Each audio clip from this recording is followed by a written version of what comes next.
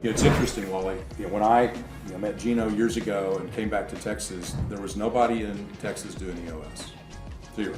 Okay, so I'm the first guy to cross the Red River and come back down here and Blue Ocean and start talking about EOS. Fast forward, and now globally we've got 800 people out there implementing EOS. There's close to 100 in the state of Texas.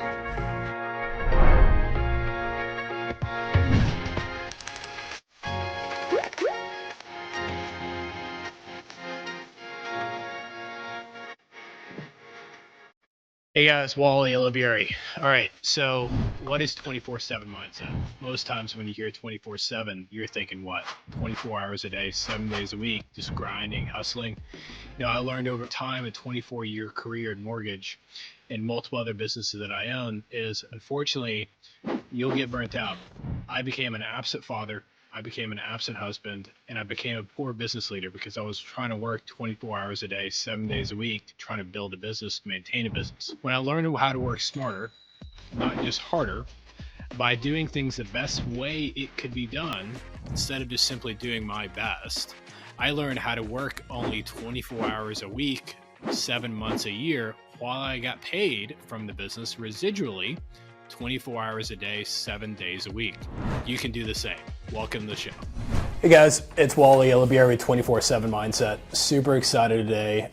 It's been a very blessed experience to kind of get to know one of my mentors I've never met before. I've read his book 11 times and I've masterminded with it, but it's pretty neat to see rocket fuel firsthand and be part of the EOS world. So today I have Mark and Blake Winters. Welcome to the show.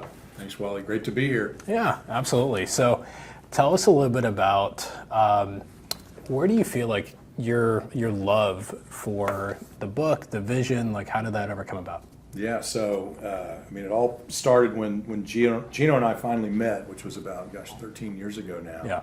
And sort of became fast friends, realized we had some people in common in our relationships and some business experience that sort of rhymed. His was a little different than mine, but this concept of the visionary and the integrator was something that I had experienced in one of my companies. Didn't have a name for it. Really? But it was something that was very impactful for me and that company. And it was something that after that I always kind of looked for. So when Gino put language around it, specifically visionary and integrator, it's like, okay. And then as he and I collaborated on the book Rocket Fuel, and were able to put some real structure around what that relationship should look like, it sort of went from there. But I knew how impactful it could be, and so just wanted to try to get to more folks. It's pretty amazing when you feel somebody else's spirit or somebody else's energy. And tell us about the first time you met Gino and how that relationship started to form together. Well, he's a unique cat. Yeah. He's wired in a really interesting way, and he's super intentional. Okay. So he's very clear on what he wants to do and the impact that he wants to have, and very focused on what's right in front of him that he sees as the most direct path to get there. Okay. Doesn't easily get distracted. Very structured in the sense that he's got barriers that he kind of builds around to keep him from getting off here or there, which for a visionary is a atypical thing, right? Yeah. So visionaries like I am and like you, it's easy to kind of look at the shiny thing and go chase that for a little while. In fact, a good friend of mine, he says that the biggest threat to the visionary's current great idea is the next great idea. Yeah. And so that happens a lot. So Gino's very intentional, very structured, which is why he's probably one of those very small percentage of folks that actually falls in the both category of visionary and integrator.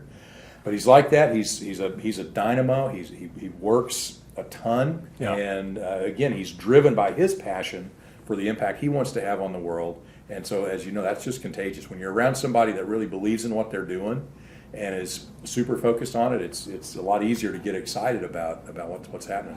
The funniest thing about right now, this millisecond, I'm so intertwined with the story. I'm all engaged, and I'm okay, what was the question? Next question I was supposed to ask.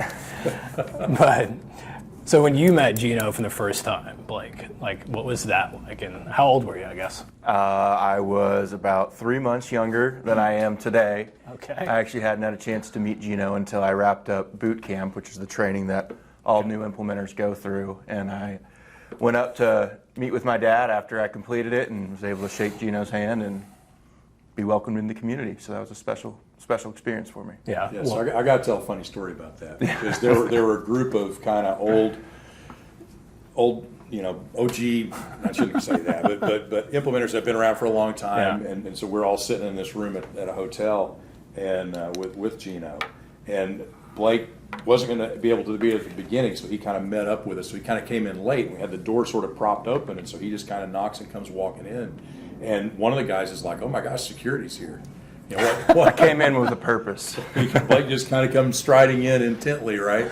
And so yeah, it was kind of funny first reaction from some of the gang. Everyone's looking at me like, is this guy supposed to be here? Yeah. I'm the new guy on the block. That's awesome. That's awesome. What was your biggest takeaway from the event? From boot camp in general, I think the biggest takeaway is just the community, which is something that was really exciting to me going into this, and stuff I'd heard about for years, but just to get to see it firsthand, how everyone's a continual lifelong learner, really see that help first mentality. That's one of our core values, and just to experience that as not only a receiver of it, but as a person in the community was just super energizing. So often you go to those full day events and you leave drained, and this was one where I left energized and so excited to get out there and start doing everything that I've been practicing for. That's awesome. I think it's, and especially something that you said a second ago, Mark, that you talked about how a visionary's biggest challenge with their current idea is their next idea. Yeah. So when you see visionaries like that, I think, quote me if I'm wrong here, but there's like every visionary will have 20 great ideas, but 2 of them are probably really good, or 1 of them is probably really good. Like, how do you cipher, and how does a visionary learn to tell themselves no? Yeah, so usually you need another voice. Okay. And it really is. It's like 20 ideas a week. Yeah. And 18 of them are frankly probably dangerous. But one of them is gold. And it is the challenge is figuring out that one. And so that's where having this integrator as your collaborator, basically, to kind of be a sounding board that has a clear understanding of what your greater vision is and what it is you're really trying to accomplish. So they're sort of the voice of reason against this idea or that idea, to go why something may not be, maybe the time's not right for that now, or maybe, that's a whole different direction than what we've talked about, or maybe it's like, oh, there it is. That's the one. I'm so glad you said that today, because we can do something with that right now. And they take off and go execute, right? And make it real, make it happen. I also feel like visionaries have the bigger challenge of slowing down to be able to speed up, and an integrator helps them to slow down so they truly can speed up. I think unfortunately, I'm guilty of it. If you're left as a visionary to your own thoughts and dreams and ambitions, you'll come up with 40 different ideas. You'll start all of them, and you'll accomplish none of them. Right. Yeah, I like to say, slow is smooth, smooth is fast. Right, I used to have a swim coach back in the day when I used to do triathlons. He's a pretty good triathlon in his day too, pretty good triathlete. But I had a swim coach. I didn't like to swim. I could bike pretty well. Okay. Hated running, but I could do it. And then swimming, really hated that. So the whole game was kind of survive the swim and then get on to the next event. But it would do these morning swim workouts. And this coach, Tom Ryan, he would stand on the diving board above the pool, and he would watch and kind of yell out, and he'd go, "Come on, Mark. Slow is smooth, smooth is fast." And so my instinct was to get in and just try to power things, and visionaries are kind of the same way. They get in and it's just kind of all this frenetic energy that's sort of just going everywhere all the time, right now. And it creates turbulence. And so the more you can get the visionary to kind of step back and see it, okay, it's really just, this is the thing. This is the one thing. Then they can kind of slow down, and the matrix kind of slows down, and they can really kind of focus, and that smooths everything out, and now we're able to make a lot of progress. Again, it's that outside voice, though, that helps them see it. Also, the ability to be able to have a vision, be clear on the vision, know where you want to take it, and then have the self-discipline to tell yourself, not necessarily no, but just not now. Yeah, and again, it's, you're using the language "tell yourself." Yeah. And really, it's the power of the duo is you can't trust yourself to tell yourself. Okay. So having the other, partner in that duo relationship that is wired that way, that's your insurance. That's the thing that you can count on, because under pressure, your instincts are going to kick back in. You're going to go back to the way you've always done it. which is like this, right? And so that's another reason it's so valuable to have that as part of your combo. Well, also, I'm sure most visionaries, and I guess tell me if I'm wrong here, are annoyed by integrators because how much they slow them down. Yeah. So it's like this: a visionary left on their own, I'm guilty of this too, will go looking for somebody they think they need. Okay. So they'll start to interview them, and they'll find somebody that they really like. And if they would stop and think about it, the reason they really like them is because they remind them of them. Okay. Yeah. And so they tend to move forward, and the next thing you know, they've got kind of more of them on the team, which wasn't really what they needed. So as we work with integrators, or work with really visionaries that were seeking their integrator, and get them to slow down and be clear on what they really need, and look for kind of the missing piece. We talk about a two-piece puzzle. Mm-hmm. So the other side, the complementary piece to their two-piece puzzle, turns out that those people don't really look like them. They don't feel like them. And in fact, if they didn't know it and they sat down and just talked to them in an interview, they probably wouldn't like them much. It would feel kind of abrasive and kind of awkward, and this feels kind of weird. But you zoom out, and most times that's actually what they need. Yeah. So it's not that it's fun, it's not that it's smooth or easy, but then once they get into it, and then it works, and it has that effect of producing success. So the outcome, you had the vision, you had the ideas, right? But actually now we were able to execute and actually do the thing. That's usually kind of new. Yeah. And fresh, because I'm frustrated because I've tried to do all these things. I wasn't able to get but one of them done, right? Now I'm able to actually get things done, and so then that sort of changes everything, and it makes it a much more enjoyable relationship just because it works. So do you have a favorite story? You can say names or not say names. Do you have a favorite story of a VI combo that you're able to bring together and they just went to the moon? Yeah, I mean, there's a ton of them. One of my favorites is and I won't use names, but the reason I like it is because the visionary was super persistent. Okay.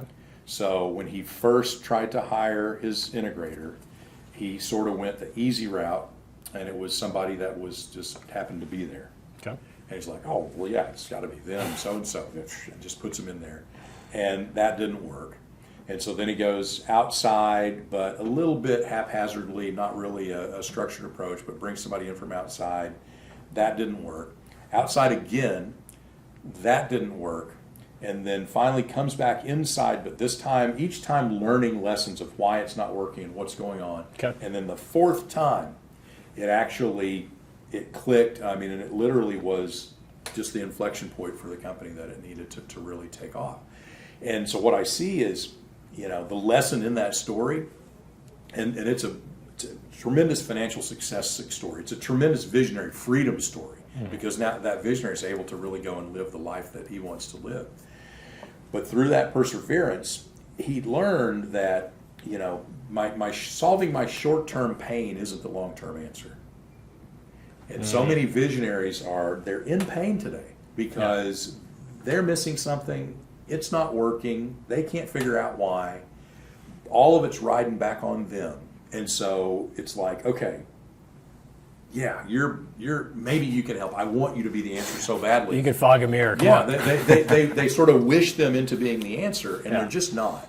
And so, backing up from that and being more methodical and more disciplined in how you approach the question of hiring that right fit to your two-piece puzzle. It's not instinctive, but if you follow the process, it can take that number from 4 tries, not necessarily to 1, but closer to it. What's neat about this story, my favorite part of this story, was that the visionary did not quit. And the visionary understood the first time you most likely will not be successful. And the second time, and the third time, and the fourth time. Obviously, we all hope that we'll just knock it out 5 minutes, we'll be efficient, we'll pick somebody, they'll do a great job, and we'll be off the races. But what's cool about that is, how did that visionary have the mindset to stay trying after the first one failed, the second one failed, the third one failed? So good student is my answer. This is somebody who, when you teach them something, they use it, and not true for all visionaries, right? They may listen, they may take a note, but then they don't follow through, they don't do anything with it. So this particular one I would call good student, and I've seen him apply the things he's learned in other places as well. So that's really the biggie, is that. And I want you to, when I actually did an exercise not too long ago where I looked over all my clients, going all the way back to the beginning, and looked at how many tries it took them to get it right. Okay. And so for my client base, it was 1.4. So it took a visionary 1.4 integrators to find the one that really was the unlock. Yeah. And some of them got lucky and did it the first try. A lot of them didn't. The one example I cited was a 4-bagger, right? So He ruined the averages. yeah, he kind of did. But anyway, it's a matter of being intentional, following the process, and being a good student, being persistent, and sticking with it. Even outside of just finding the integrator, visionaries, that start businesses, usually takes them a couple of tries before they actually land on an idea in the right market. That's a business that's successful enough to the point where they're looking for an integrator and have the scale to actually grow it. Yeah. So trying again is something that's innate to them as visionaries. Yeah. Also, you've got a very unique story yourself. So kind of walk us through obviously you're his son, but you're working at a company, then you started EOS there. Kind of walk us through a little bit. Yeah, so I've been around a crazy entrepreneur my whole life. Seen businesses start, succeed, fail, and everything in between over all those years. And early on was just attracted to the idea of having my own business. So as a little kid, whether it was putting pet sitting flyers around the neighborhood community center, trying to make a couple of bucks, selling t-shirts, whatever it was, I was always trying to hustle and make money on my own terms. Sort of scrapped that idea in college, studied engineering, didn't know what I wanted to do, and consulting was the logical next step. So like anyone does, where's the best place you can go in consulting? The Big Four. Joined a Big Four firm, and within a couple of years it was like, okay, this is not at all anything related to that entrepreneurship that I fell in love with as a kid.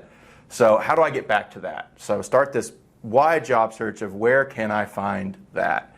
I think consulting's not the answer for me.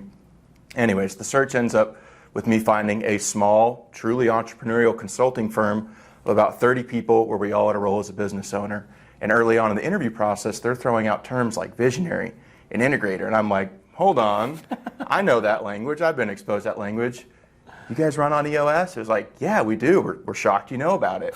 So it was then and over those years that I got to see firsthand how EOS actually impacts a business and all the successes that it can bring, which was a super full circle moment for me, right? I've been around this stuff for all these years, hearing about it from him, but you hear anything from your parents, it's like, no, that's not important. That doesn't really work that way. But to actually be in a business that was using EOS and seeing the fruits of EOS, it was like, wow, this stuff actually makes sense.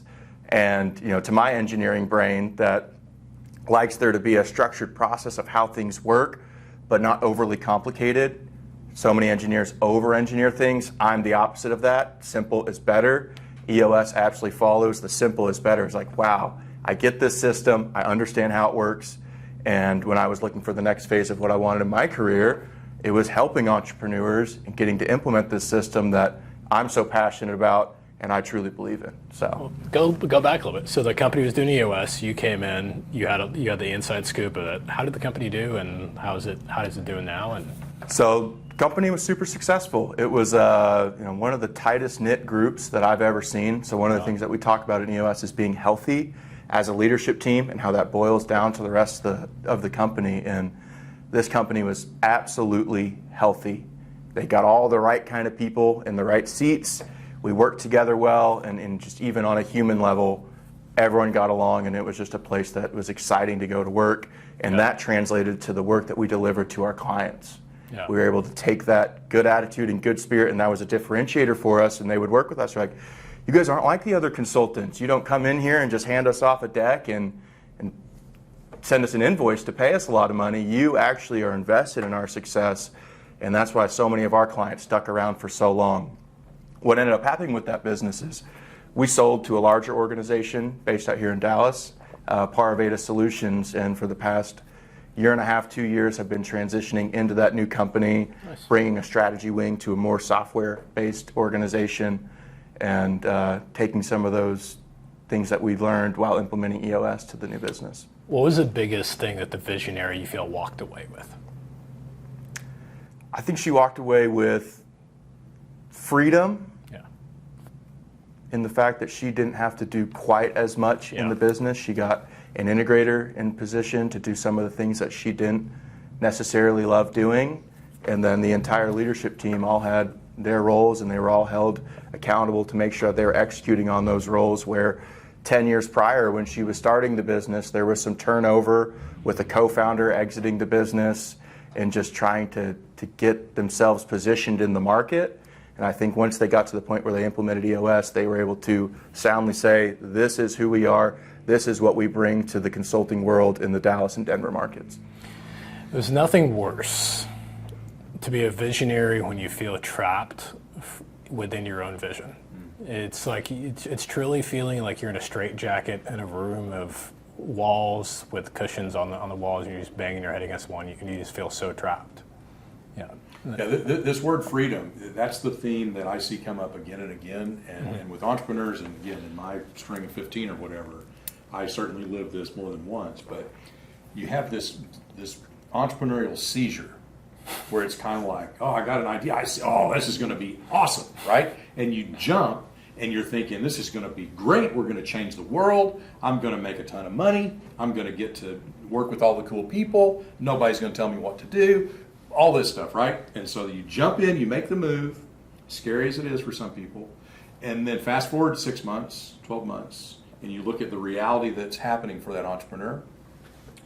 They're working more than they ever have in their life, making less.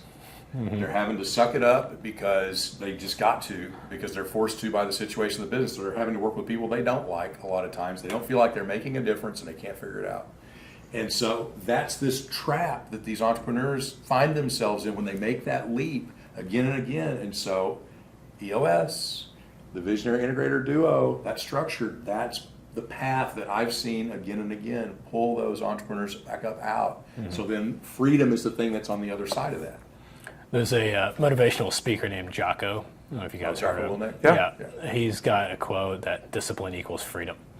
And as you sharing that story, that just kept on just resonating in my head of the more disciplined an entrepreneur or a visionary can be of saying no, the more freedom he or her can get from saying yes to the right things.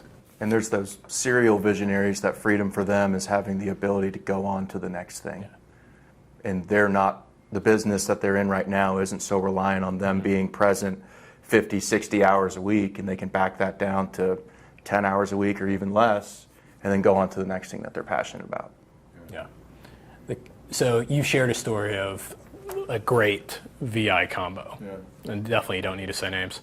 What's a bad VI combo that you're like, hey guys, y'all got to split up. This is not going to work out? Well, there's multiple stories of that too. So I'm going to give you a couple. So I've seen one where they went into it and they decided, okay, you be the visionary, I'll be the integrator. Okay. Yeah, based on the way we understand it, this is going to be great. Okay. And then they did that, and they just sort of struggled, and it was not natural, and it was awkward, and they were trying, but it just wasn't working very well. And so that led to a discussion of, you know what, I think we have this backwards. Okay. Having worked for a while in this model now, I think actually we need to flip those. And so the then visionary became the integrator, the then integrator became the visionary, and that turned out to be the answer. And so they were able to unlock and go there, yeah. So I've seen that happen. I've seen a visionary, what I would call lose their mind, and basically lose the ability to have clarity on where they wanted to go.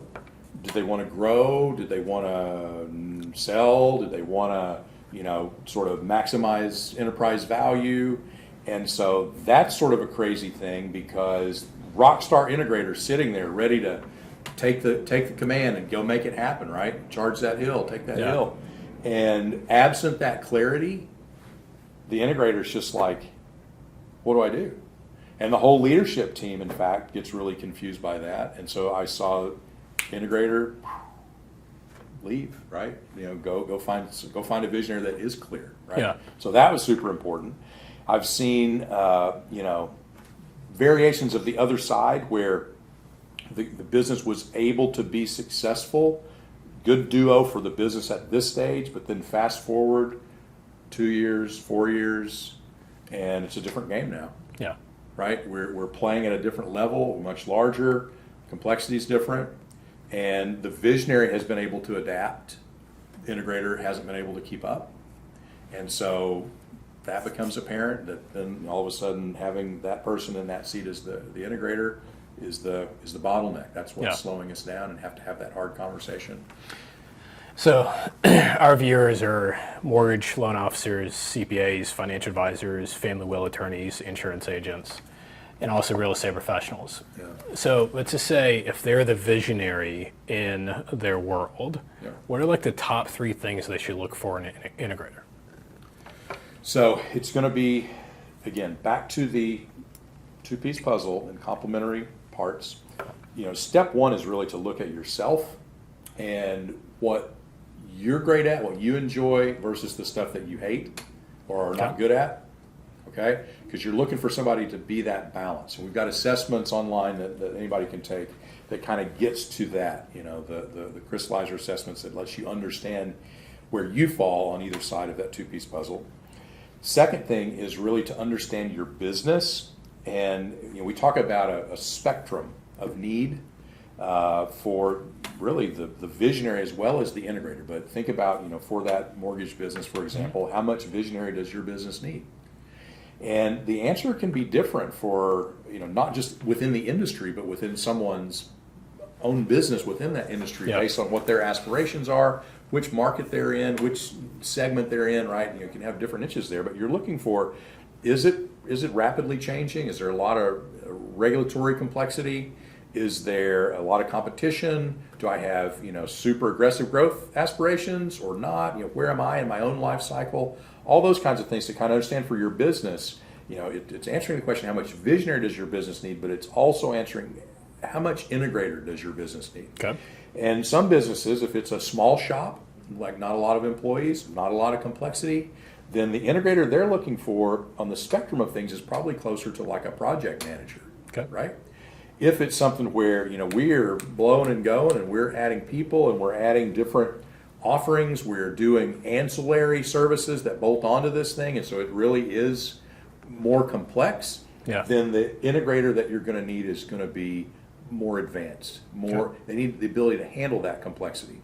So they need to be able to fly close enough to the altitude of the visionary that they can communicate on that vision without getting lost, and then they can translate it into execution terms with the rest of the team. They can be aligned. They need to be a good fit with that visionary, and they need to be a good fit with that business. So it's just they're the final piece in that 3-piece puzzle that then includes the business itself.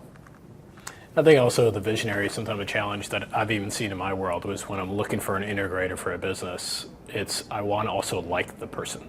I want to also be able to want to do life with the person outside. It doesn't always work out that way because you're so different.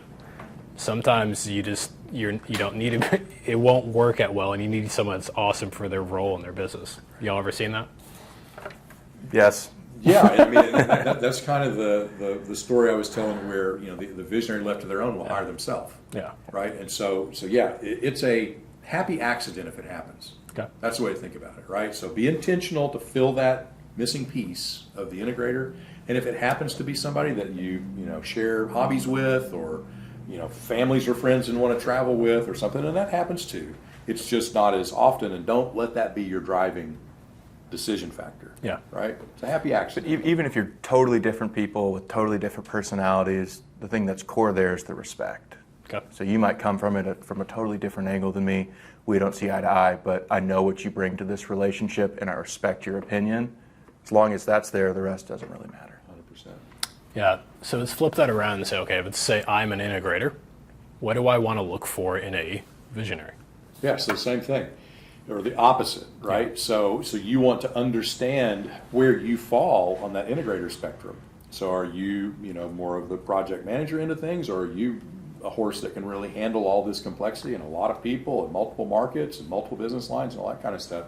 So you're looking for the businesses that kind of fit you, right? And then you're looking for again, back to that crystallizer assessment, you're looking for somebody who you're going to be a nice fit with in terms of being able to work together. We're not going to have a lot of overlap. Yeah. We talk about overlap and gaps. Overlap would be where you and I both are really great at something and we both really love that thing. If we have that overlap, our tendency is going to be to kind of fight for the wheel there. We're both instinctively going to go for it. So you have to get really clear on role definition of who's doing that, who's not, who's taking the lead on it, right? But if we overlap on everything, then we haven't really gained anything by coming together. Yeah. So you want to just hopefully have a little bit of overlap and we can work that out and not have a lot of gaps. So where there are gaps between us, it's not that we can't fill them, but if half the things we need to handle between the duo, we have a gap on, we're probably not a great duo. Yeah. We're probably not set up to be super powerful, right?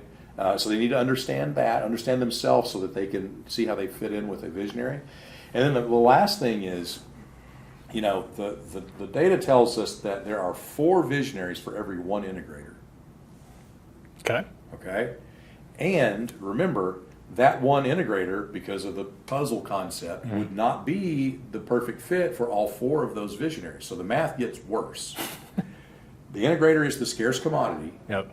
And so you got to go find them. And then once you find them, you need to treat them right. And that doesn't mean, special or exceptional to how you would treat other people. You're looking for somebody who can play on par with you and sort of match your power, match your force. So when you lean into them, they don't just, blow over and get mowed down, but they kind of lean back.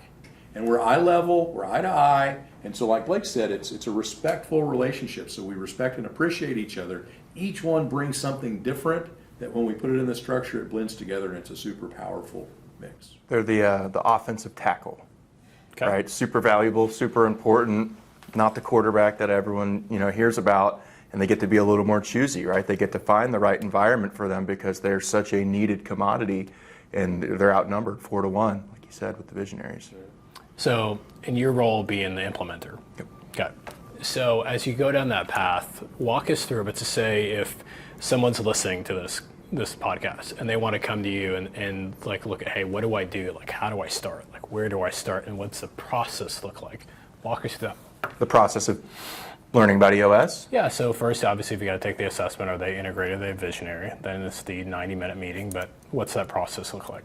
Yeah. So that process is different for every individual leadership team. Okay. So some businesses are at the point where they have a strong visionary or strong integrator. They can take that assessment and see if the way that they're operating right now is actually how they're naturally aligned.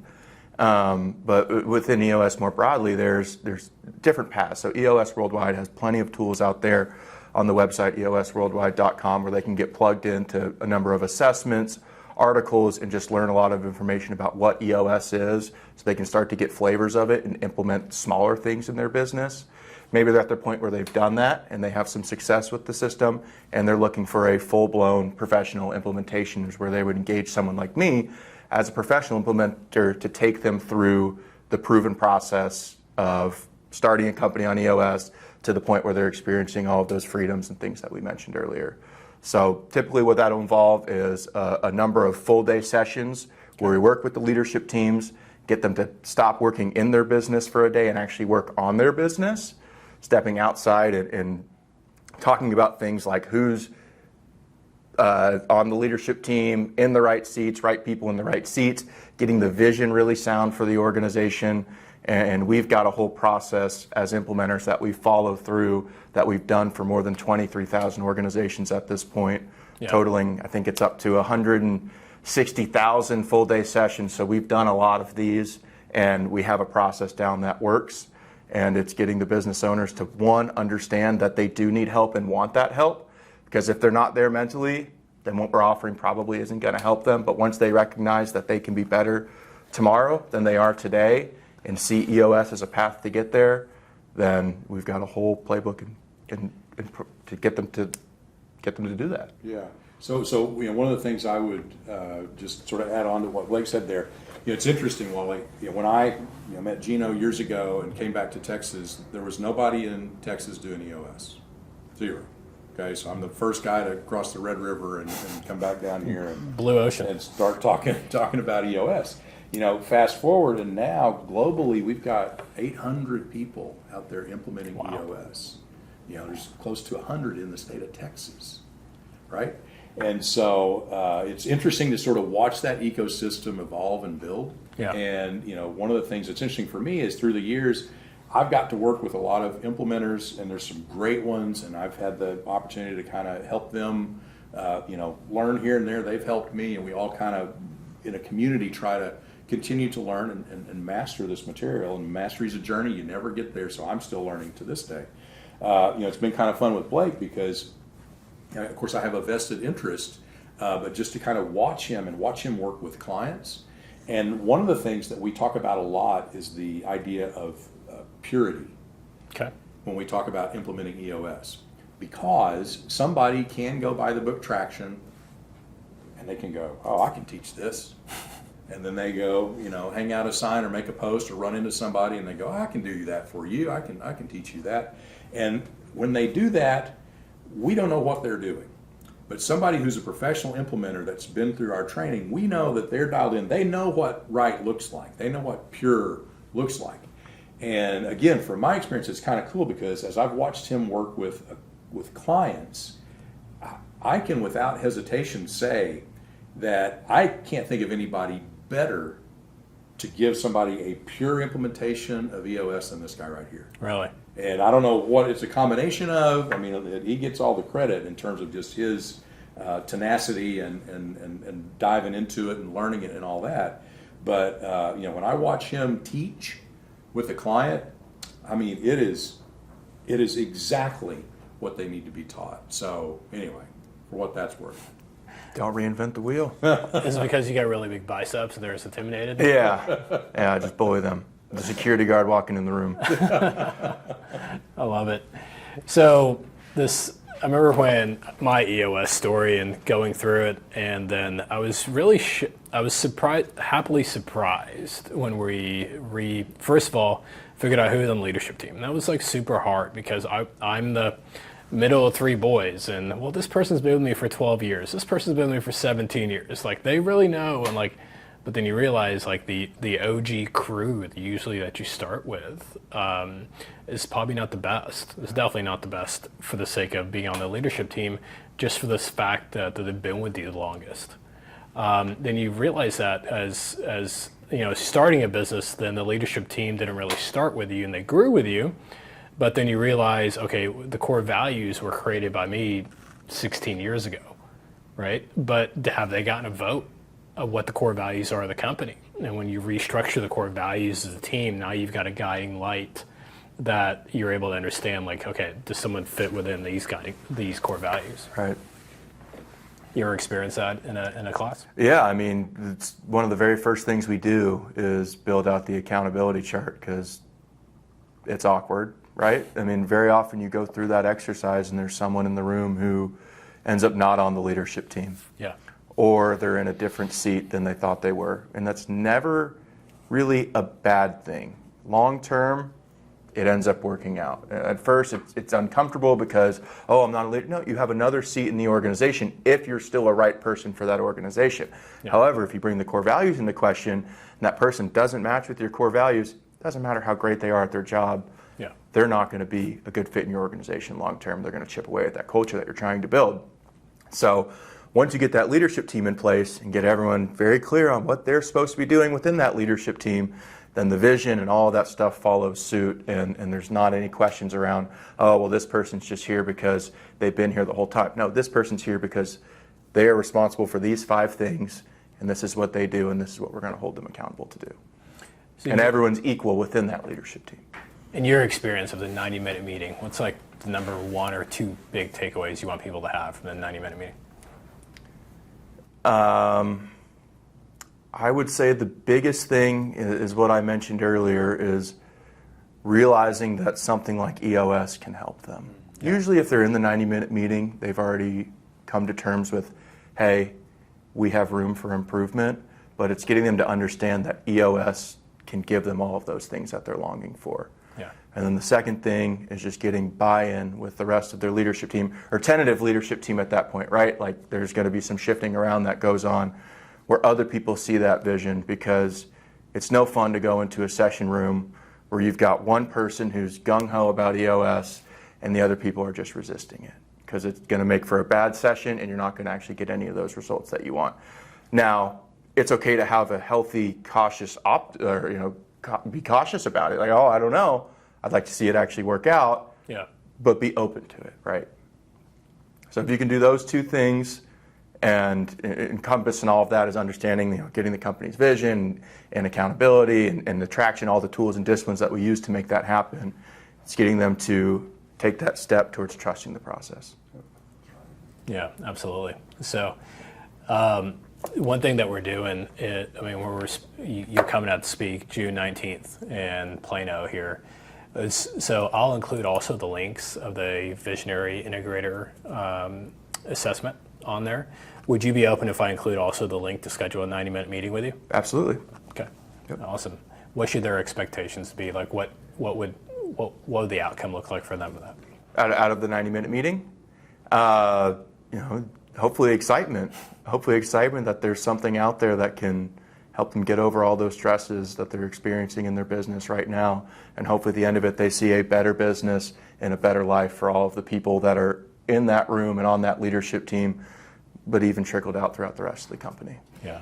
I would kind of add to that. I think, it's the key thing is that they'll have an understanding of whether or not this is something that can help them. Right. So again, it's not for everybody. Yeah. And, in some cases, it may not be the right answer for them, but it's the right answer for somebody that they know, maybe one of their clients. Okay. Right? Or somebody they have a close relationship with that they care about. And then because they have that understanding, then there's some way that they can add some value to that relationship. Yeah. Or it's not right for them at the moment. True.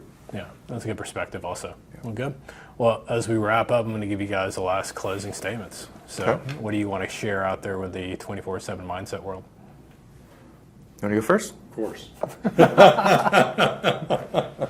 Everyone just looked at me. So 24/7 mindset world, what I want to share with you is, freedom's my thing. So I'm all about that and understanding your freedom. And I believe that we all have a unique definition of what that means. So Wally, yours is different than Blake's, is different than mine, and that the process really starts with getting clear on what you want over time. So, what do you want your world to look like 20 years from now?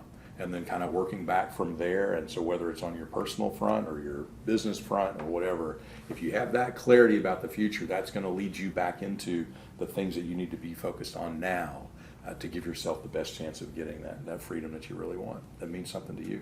So that's what I got. Beat that. Yeah, well, his is very future looking. I'll take it from a present standpoint. Everyone talks about the work week and just trying to get to the weekend. I think it's really a cool idea to wake up on Monday morning and be as energized as what you're about to do that week as what you would do on the weekends, and making what you do not suck, and make the people that you work with people that you actually want to be around and like. And the 7-day week, let's make all 7 days matter. Yeah. And actually, let's top that off with something we call the EOS life, because that's perfect. I think it leads right into that. But years ago, Gino's partner Don sort of took what we were doing and said, you know what? I think here's really what we do. And he said, I think we help people to do something they love, Okay. with people they love, make a huge impact on the world, be appropriately compensated, and still have time to pursue other passions. And years later, that became known as the EOS life. Yeah. And Gino actually wrote another book by that name, but I think that's right. I think that's what And we I do. think 24/7 hits all 5 of those. It does, for sure. So I misspoke. I have one more question. You talk about discipline and freedom. You only wrote one book, right? Or am I wrong? You're right, so Okay. far. How many have you So started? Okay. More than one. All right, tell me about that story. So meaning like, I've written mine, and then I'm in the process of writing 24/7 mindset for realtors, Okay. then for CPAs, for financial advisors, family will attorneys. And I think as a visionary, the hearing today is like, you've got to be able to slow down and just go more of a mile deep and an inch wide, and keep telling myself, not now, not now, not now. Obviously you love creating. Obviously you love your imagination. How have you stayed so disciplined to stay with one book for all these years? Yeah, so that's not discipline. That's more of the lack of discipline and me showing my vulnerability and weak spots. So there's another book on the way. Okay. Right, so it's in the cooker. It'll come out soon. But if you hear me, sounding passionate about this idea of freedom, Yeah. that's the focus. Okay. And so it's building on these things that rocket fuel's experience have all made just so visible and so obvious to me are true, that now it's the next layer of tools that I need to unpack really to solve it for me. And I think if I can solve it for me, it might help somebody else. Is the table of context completed yet or not yet? Oh yeah. Okay. Oh, it's Wait. crystal clear up here. We have a title? Let's don't give the title yet. Maybe when I do the talk, you'll hear the title. Yeah. I don't know. That quick? That's quick. Well, yeah. I mean, I have a really good one in my brain. But I just don't know if I want to share it yet. But anyway, it's about that. It's about this idea of getting clear on what freedom really looks like to you, and then a framework, so a model to understand it, and then a process to go get it, make it happen. Well, bottom of my heart, you've written an amazing book that's impacted me so much, and I wasn't kidding earlier. I've read it 11 times, and teams read it, and it's been a great joy. And as a father of 2 sons myself, and watching you as a professional and who you've become, and just like, hopefully I'll be sitting with one of my sons, if not both of my sons, one day, like you guys from there. So thank you so much for being on the show. Cool. Thanks, Wally. Thanks for having us. Yeah. All right. Thank you, guys. So thank you so much for listening today. It means a lot you took time out of your day. I don't take that lightly. Understand very clearly that you're very busy. With that being said, if you want to continue your journey and learn more about 24/7 Mindset, if you're on Facebook, which I'm going to guess you are, then go to 24/7 Mindset on Facebook and join the private community. I do coaching tips on there on a daily basis, so from scripts on there to systems on there, models, and the ability to be able to grow and scale a business while you have a quality of life. Hope to see you there.